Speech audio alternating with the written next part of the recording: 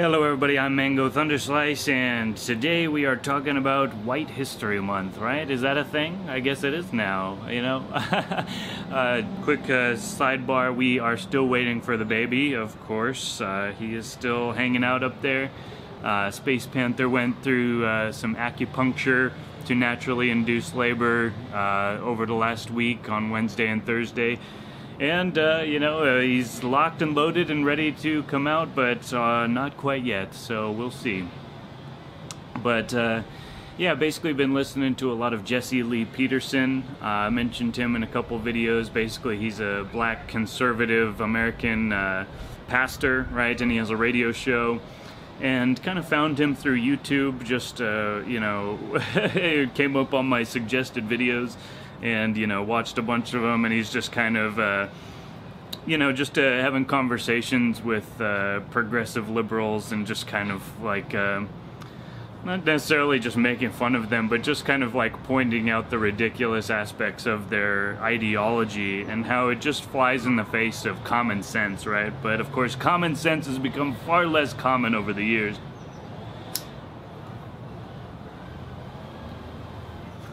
Hopefully you guys can hear me alright. This freaking guy with a blower next door is making a lot of noise, but we're testing out how good this camera and microphone actually is today. But yeah, Jesse Lee Peterson, found him just kind of making fun of liberals or whatnot, but ended up listening to his radio show and realized that this guy's got a lot to say. He's actually got a very coherent message. He doesn't speak perfect King's English. He's an old southern black man who has a cleft palate, and but he speaks the truth, and he speaks it without any doubt or negation of self. He is in perfect peace with himself, and tells a story about how he used to be very angry, used to be very liberal, blaming white people for all the problems, right? And that at a certain point, shut the fuck up. Alright, the guy with the leaf blower's going. It's all astroturf and rocks in a neighbor's backyard, but they seem to always be landscaping. It's kind of confusing. I'm not sure what the deal is. But anyway, I already smoked my whole joint. I forgot what I was even talking about. Oh yeah, White History Month. Jesse Lee Peterson, right? Very smart man, but does not claim to be. Definitely lets people think that he's an idiot and an Uncle Tom and a coon, but he's speaking the truth, and basically his message is forgiveness, right? It's basically, he's a Christian pastor, but he doesn't even really rely on the Bible scripture very much. Basically people come on his show and try and argue with him using the Bible. It's like, you're just an intellectual. You're locked inside of the script, but you can't feel the spirit of it, right? God is in your heart. It's not in the Bible, right? If a person hasn't come into contact with the Bible, are they able to be a good person? And his answer is absolutely, of course, yes, right? It's not, the Bible does not make people ethical. It can maybe help them find that, larger universal sense of ethics and move out of their little physical containment of their life, but it is absolutely absurd to suggest that the only way to be a good person, the only way to have a connection with God is through this book, which has gone through no less than a dozen different translations, and beyond that, multiple different versions, even within the same language. And to assume that, even if that was inspired by divine truth, it was still written by men, it was still, adjusted by men and interpreted further from there. But it's been a very interesting history in the world, and of course everybody played their part, right? But it's in vogue today in American culture and in the West to just kind of bash on the white guy, right? It's like, especially the Democratic Party seems to have basically gone with a gung-ho policy of let's just get all the illegal alien votes and the radical communist votes and people who just hate America and everyone around them votes, right? And that's going to be a strong party, right? That'll win us the midterms. That'll take us far into the future. That's a long-term strategy. And so it's interesting, claiming to be so inclusive and compassionate when your strategy is basically to alienate everyone who actually lives in the country. Right. It's compassionate, we need to take compassion towards, people who abandon their family and show up at the border with, kids, and basically that's supposed to be the only thing that draws compassion out of people. But when it comes to actual citizens who disagree with you, they're vile, racist, bigoted slime, and they should, we just, as Oprah says, they just need to die, right? He said it on national television. He's like, these old white folks just need to die.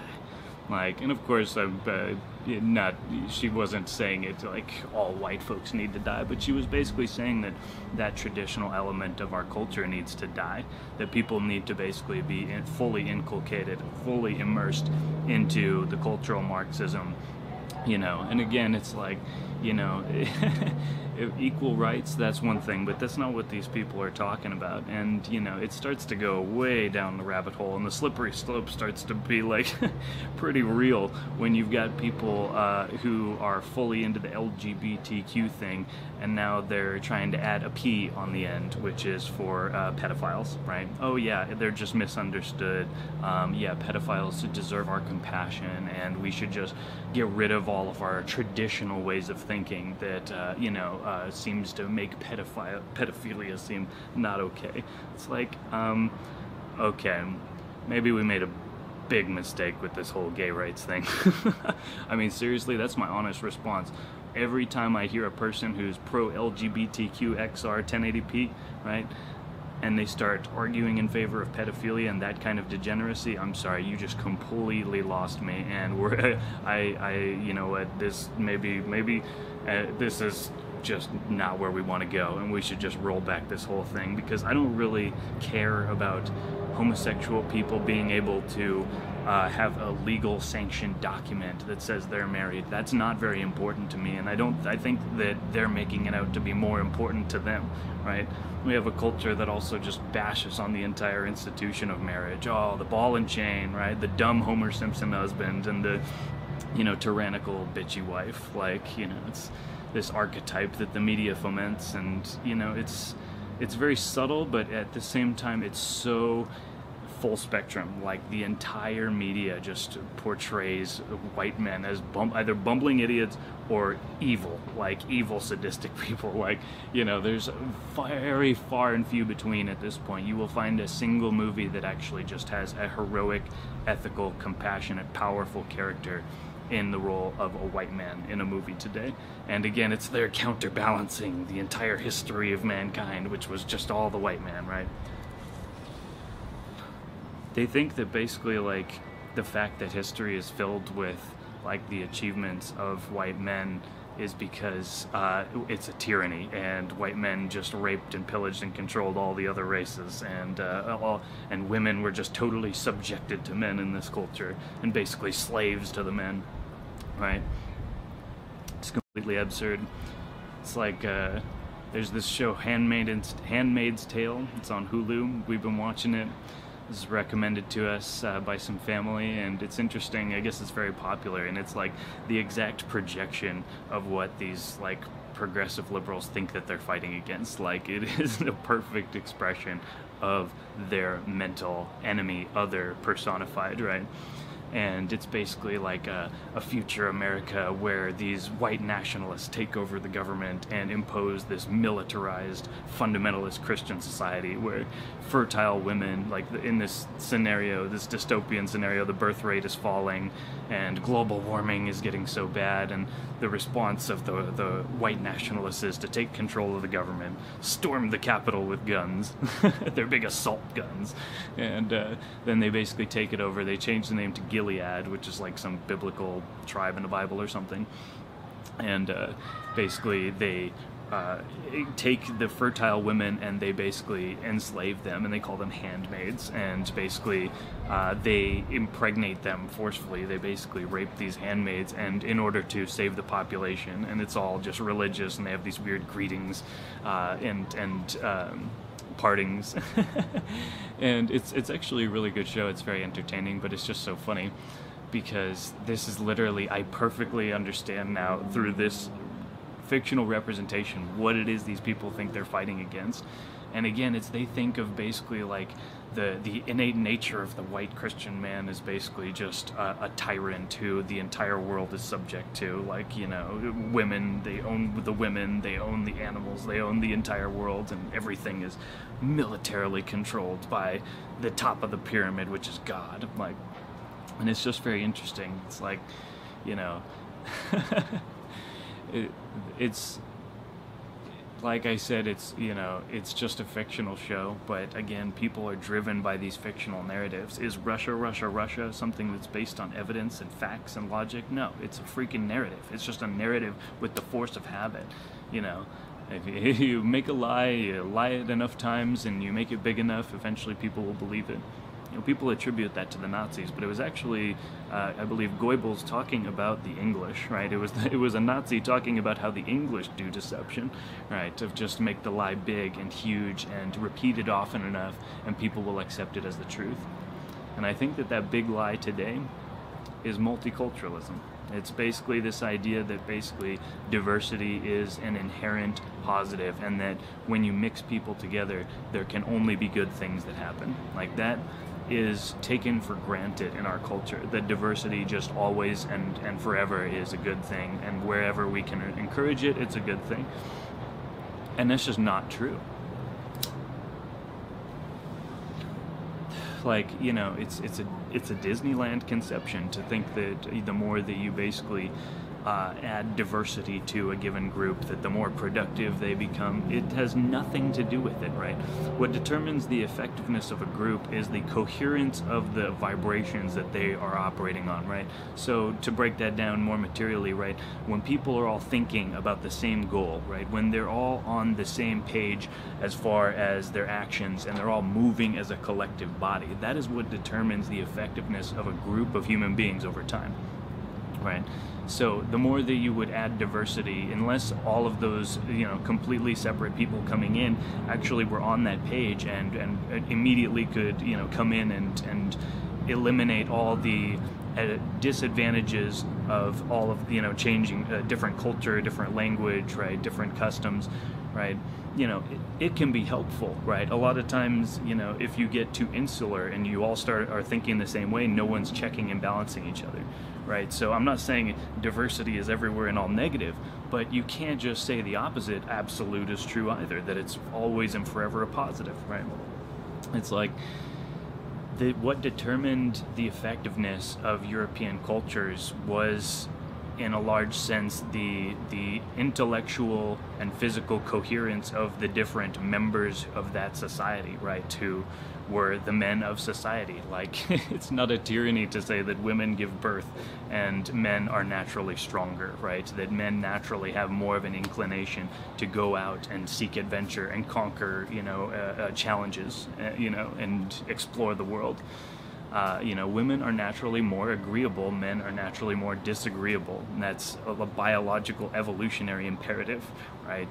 It shouldn't be any other way. And the more that basically women want to be men and men want to be women, it's weird.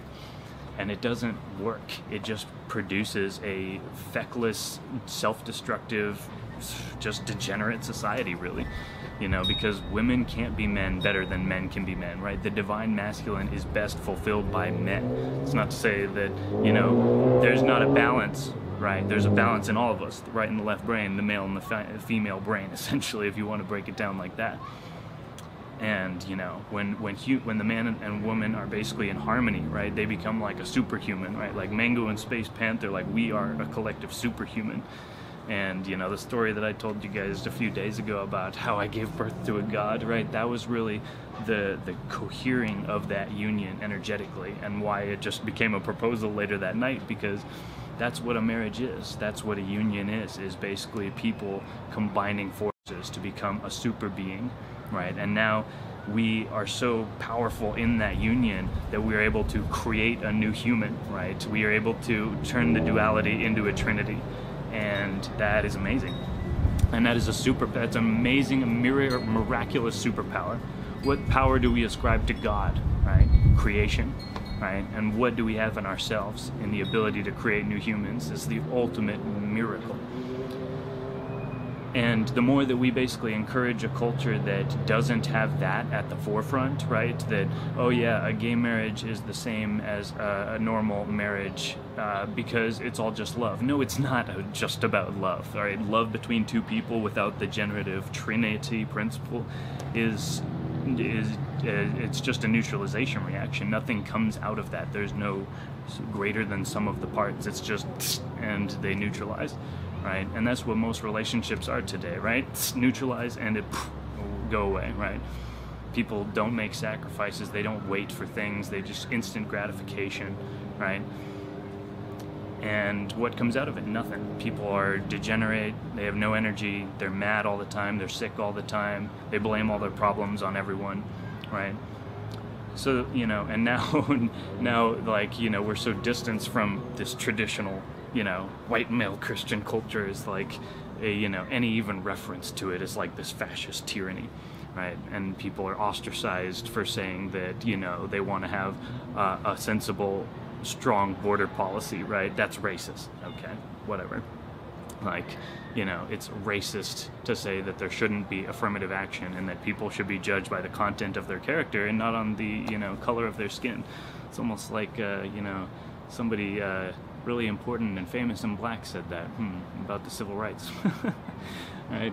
It's like, how could you argue against merit-based decisions, right? Oh, but we're not actually saying, you know, that it should be equality of opportunity. We want equality of outcome because there's been so much oppression that basically there's no way that people could overcome these conditions, right? That's bullshit. That is the fundamental fallacy of leftism and why it shows how just much of like cucks they are. Jesus Christ, like these leftist men are so weak and so like disconnected from reality.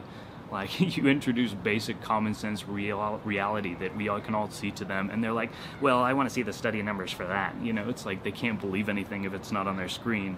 But here's the thing, it's vastly easier to manipulate the data that's appearing on your screen than it is to manipulate the experience of life, right? When you go out and live and you actually interact with people. That's the raw data, right? You can't just negate that as anecdotal and say, meh, meh, meh, meh, I've seen a study, right?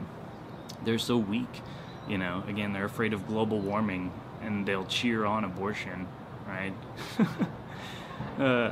And it's like they don't have any divine masculinity, right? They're disconnected from that culture. They produce no children. They are totally selfish. They play video games all day. And, you know, it's, the politics is just pure bile and vitriol and just anger against the successful white man, like. It's just silly, you know. I mean, maybe there's a lot of white men in history because white men are smart and that we've built cultures of strong coherence. These nations, right, these tribes that bound together on a greater level isn't just an artificial statist construct, right? There's like the imperium, right? There's the state for sure, and I oppose that generally, but a nation is not something artificial per se, you know. They can try and make a nation, but really, you know, like Scotland, England, Ireland, you know, and even America at this point, like, you know, it's a nation. You know, I'm a person who is still looking to expatriate from this country, to move out of it eventually, because I think that there's better opportunities abroad in the long term. But I realize that now that I will always be an American. Even when I go to these places, I'm not going to be a Colombian, I'm not going to be a Chilean, I'm going to be an American living freely across the entire world garden, right? That's my dream, that's our dream for our family. Have a sailboat and just sail around the world and see everything, you know, forget the public school system, forget all that, and just experience raw creation, this majesty, right? I mean, I wish I could have done that as a kid. And it is my solemn goal, and that I will provide that for my child. You know, that's what my parents and their parents and their parents and so on did, right? And that's white privilege, right? That's actual white culture. That's Christian culture, right? You know, that's what built this country, right? It's not to say that the white man didn't have help, but, you know, people want to focus on the value of labor, and I'm not one to discount the value of labor, but they just completely write off capital and time saved and actual wealth that came from generations back being risked on productive ventures out on the frontier. Like, to disregard all that and say it's all just racist and has no value, it's like, it's such a disingenuous position. And it's so clear that it's driven by anger rather than logic. You know, Jesse Lee Peterson always talking about, you gotta, you know, like, when you forgive your parents, you will no longer be an angry person, you will no longer have anger towards other people, and, you know, you will be able to see God again, you will be able to have a connection with the universe and have perfect peace and have great courage. And, you know, I used to be an atheist. I know it's still so viscerally what it is to just feel meaningless and pointless. Like, you know, you have no responsibility, but you've got nothing else either, because it's all just random chance, and there's no reason to get up in the morning other than, I don't know, maybe some dopamine, right? Just play some video games, whatever feels good, do it, right? Because hedonism is the de facto guiding principle if you don't have any principles to begin with, right? And, you know, I'm not ever going to apologize for my family and what we've done. Like, we've never been slave owners at any point. In fact, the Irish, not necessarily my family either, but plenty came over as indentured servants and even slaves in the Caribbean, right? And it's like, you know, we come from the land of the ice and snow, where you got to be smart or in the ground you'll go. Right? It's not easy to live in the cold, and, you know, my personal reading of history is that this planet used to be far more tropical, far more, you know, capable of supporting verdant life. Like, you know, we know that Egypt was was green. You know, plenty of places that are now deserts used to be very full of life. And at a certain point, the climate shifted, and it wasn't because of carbon dioxide, it was because of, you know, processions of the planets and the solar system, grand history. And, right, what our ancients are trying to tell us through mythology is the story of the planets and the solar system, and how we came into this world in this age, right? This set of pattern, you know, where the planets are now far out and no longer having the war of the gods, and then exchanges of massive levels of electrical energy in the sky, right? We're just now coming to learn our history, and, you know, it's important that we appreciate everybody's contribution, whether they're black or Chinese or Indian or Hispanic. But, you know, if we're going to honestly appraise our culture, and if we're really going to become a global culture and work on becoming a spacefaring civilization and, you know, colonizing, you know, the universe and bringing this life force out further beyond its typical containment, well, then, you know, if the white man is going to be a minority, we better at least get a fair rep in the court of public opinion, right? Let's actually be real and say, you know, that the white man didn't invent slavery. No, he did not. Slavery was part of every part of the, you know, blacks sold other blacks into slavery to the white man in America, right? The Arabs still got slavery freaking in Libya, thanks to Hillary Clinton, right? And Barack Obama, NATO. I mean, and it's, you know, it's, you can play this "it's a small world after all" song and dance forever and ever, you know, and it sounds nice, and it can work, but only when people are honest, right? We can be complementary, we can work together, but first we got to be honest with each other. Like, you know, if we're on this mutual lying position where I lie about what I think about you and you lie about what you think about me, we're never going to get anywhere. We're going to be stuck in this limbo where we're just entertaining this delusion that we need to get along and all be one, you know. But even in our greatest state of division, we're all one. So it's like this, all this drama is supposed to happen. It's part of the universe, the great plus and the minus neutralizing. But again, you start to wake up and you start to gain power when you realize it's not just the plus and the minus, it's the zero. And it's basically the Trinity, right? And we're about to give birth to a little white baby, probably a white boy if our dreams and intuition and lots of other people's intuition is correct. And he's not going to grow up with shame. He's not going to grow up with self-abnegation. He's not going to grow up thinking that he's a potential rapist and an enslaver and oppressor of other cultures. He's going to grow up and think of himself as a curious and courageous, heroic being who is able to go on any adventure and come out looking glorious in the end and learning something new with every day and sticking up for what is right and not being afraid to speak the truth, right? My child will never be afraid, just like I am not afraid because I am connected to the universe. I am connected to God, right? I have perfect peace and I have perfect faith because I know that I exist and I'm exactly what I allow myself to be, right? I can be a degenerate piece of shit like everybody else, or I can be a heroic being and I can stand against the current. And it is in the power of every living being to do that. So when people make excuses and say, oh, we need welfare, we need affirmative action, we need all this bullshit because they're not capable of taking care of themselves, right? The soft racism of low expectations, right? It's so insulting. Like, if I were black, white, Hispanic, anything, and people said, oh, he can't take care of himself, we need to give him things. Like, this is compassion. Like, you think I'm gonna, like get closer to you and think, oh, thanks, bro, for looking out for me. I'm such a victim. I'm so weak. Like, get the fuck out of here. Like, I am not a victim, and I never will be. Like, I will find a way to fight my way out. That is what the divine masculine is about. Finding a way to fight your way out and fight against the sheer force of mass that is just material reality and everything coming at you, right? It's just ultimately a fight against gravity, and you don't ever...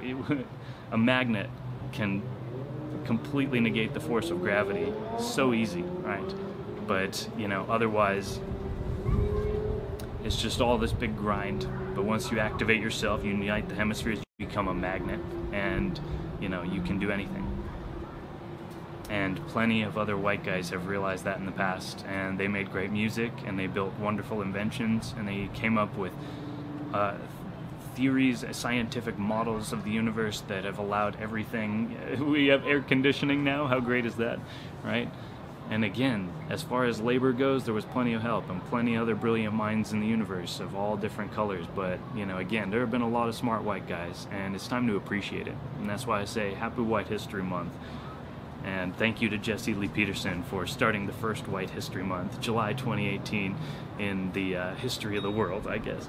And, you know, all the more appropriate that Baby Thunderslice is about to become Earthside and grace the planet with his presence and show us what being a white guy is really all about. And again, if it's not a white guy, it's a little white girl, that's great. If it's a little black boy or little black girl, I'm gonna have some serious questions for Space Panther. Anyways, much love to you guys. Let me know what you think of White History Month in the comments below, and I will see you next time. Cheers.